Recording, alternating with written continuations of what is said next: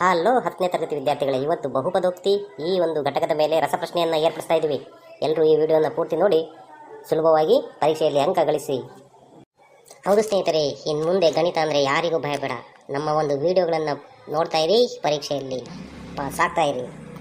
ಮೊದಲನೇ ಪ್ರಶ್ನೆ ನಿಮ್ಮ ಮುಂದೆ. ಚಿತ್ರದಲ್ಲಿ y = p of x ಬಹುಪದೋಕ್ತಿಯನ್ನು ನಕ್ಷೆಯ ಮೂಲಕ ಪ್ರತಿನಿಧಿಸಿದೆ. ಆ ಬಹುಪದೋಕ್ತಿಯ ಶೂನ್ಯತೆಗಳ ಸಂಖ್ಯೆ ಎಷ್ಟು? ಈಗ ವಿದ್ಯಾರ್ಥಿಗಳೇ, ಈ ಒಂದು ನಕ್ಷೆಯನ್ನು ಗಮನಿಸಿ. ಈ ನಕ್ಷೆಯು ಎಕ್ಸ್ ಅಕ್ಷವನ್ನು ಎಷ್ಟು ಬಾರಿ ಛೇದಿಸಿದೆ ನೋಡ್ರಿ.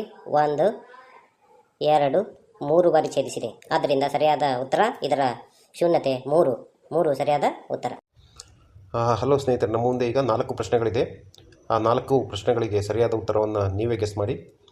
ಪ್ರಶ್ನೆ 1 ಹೀಗಿದೆ: x² - 3x + 4x³ - 6 ಈ ಬಹುಪದೋಕ್ತಿಯ ಮಹತ್ತಮ ಘಾತ ಅಥವಾ ಡಿಗ್ರಿ ಹೇಳಿ ಅಂತ ಕೇಳಿದ್ದಾರೆ. ಅದಕ್ಕೆ ಆಪ್ಷನ್ಗಳು ನಿಮ್ಮ ಮುಂದೆ ಇದೆ: 2, 1, 3, 6. ಮಹತ್ತಮ ಘಾತ ಅಂದರೆ ಡಿಗ್ರಿ ಹೆಚ್ಚಾಗಿರೋದು ಯಾವುದು? ಮಹತ್ತಮ ಘಾತಗಳನ್ನು ನೋಡಿ 2 ಮತ್ತು 3 ಇದೆ. ಅದರಲ್ಲಿ ಮಹತ್ತಮ ಅಂದರೆ ದೊಡ್ಡದು 3. ಈ ಬಹುಪದೋಕ್ತಿಯ ಡಿಗ್ರಿ 3. ಸರಿಯಾದ ಉತ್ತರ ಸಿ 3.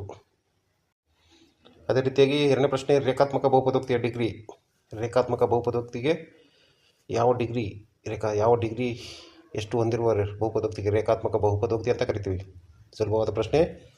ಸರಿಯಾದ ಉತ್ತರ ಬಿ 1 ಡಿಗ್ರಿ 1 ಹೊಂದಿರುವ ಬಹುಪದೋಕ್ತಿಗೆ ನಾವು ರೇಖಾತ್ಮಕ ಬಹುಪದೋಕ್ತಿ ಅಂತ ಕರಿತೀವಿ. ಸರಿಯಾದ ಉತ್ತರ ಬಿ 1. ಅದೇ ರೀತಿ ಮುಂದಿನ ಪ್ರಶ್ನೆ 3ನೇದು: p of x = 2x³ + 3x - 11 + 6 ಈ ಬಹುಪದೋಕ್ತಿಯ ಡಿಗ್ರಿ ಮಹತ್ತಮ ಘಾತ ಎಷ್ಟು? ಅದೇ ರೀತಿ ತುಂಬ ಸುಲಭವಾದ ಪ್ರಶ್ನೆ.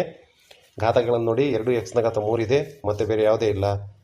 ಅದೊಂದು ಬಿಟ್ಟು ಘಾತವ 3 ಇರೋದ್ರಿಂದ ಈ ಬಹುಪದೋಕ್ತಿಗೆ ಸರಿಯಾದ ಉತ್ತರ 3 ಸಿ 3 ಡಿಗ್ರಿ 3 ಆಗಿದೆ.